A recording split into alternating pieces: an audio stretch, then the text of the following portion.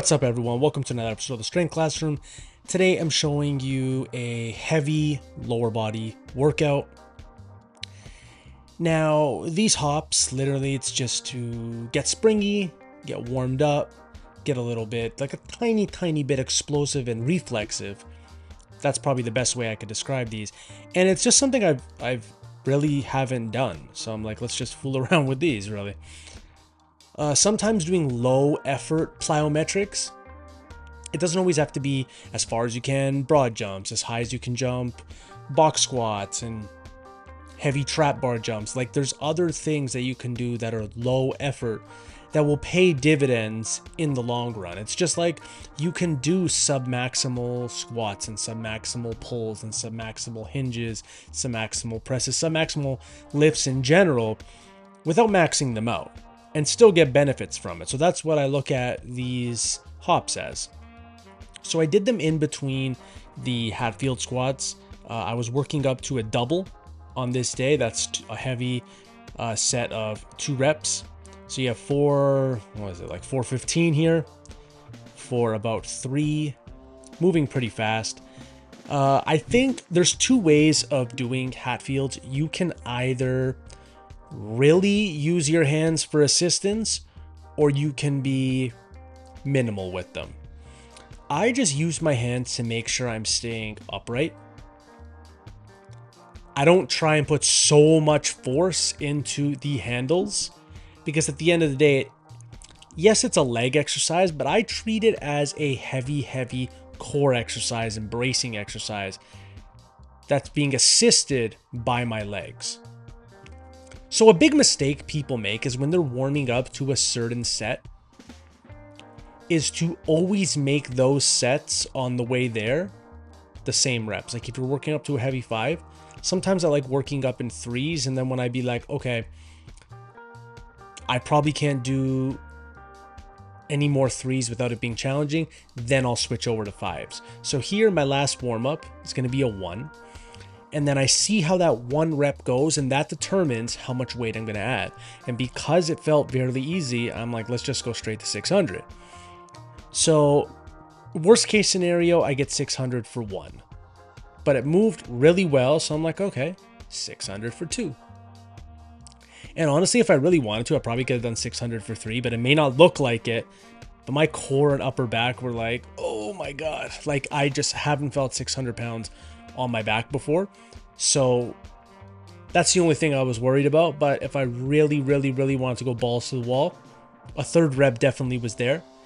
But the whole point of heavy max effort, whatever you want to call it, is just to get that stimulus in. Did you get a heavy enough stimulus to grow? Did you get a heavy enough stimulus to fire up your central nervous system? Things like that. It doesn't always have to be balls to the wall, it's going to kill you, almost fail, eyes bleeding, nose bleeding, stuff like that. It just has to be heavy enough to give you a stimulus. Then I was going to do it with the cambered bar, but I'm like, you know what? I already have the safety squat bar set up. There's already enough plates on there. I just decided to do good mornings with the safety squat bar, which is a really good lift in my honest opinion. It might be the number 1, at worst, number 2 good morning variation.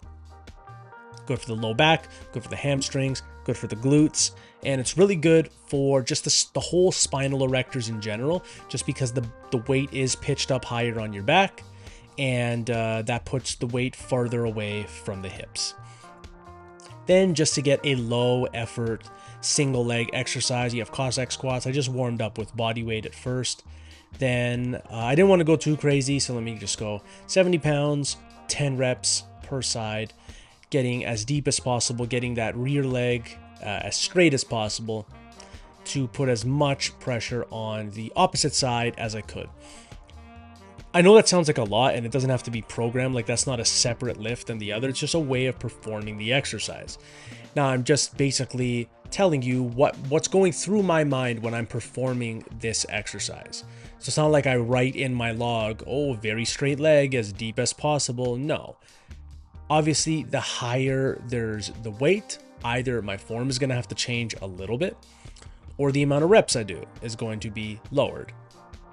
So then I went into a kind of, let's say these exercise, they do hit the legs, but their main purpose is probably core and upper back.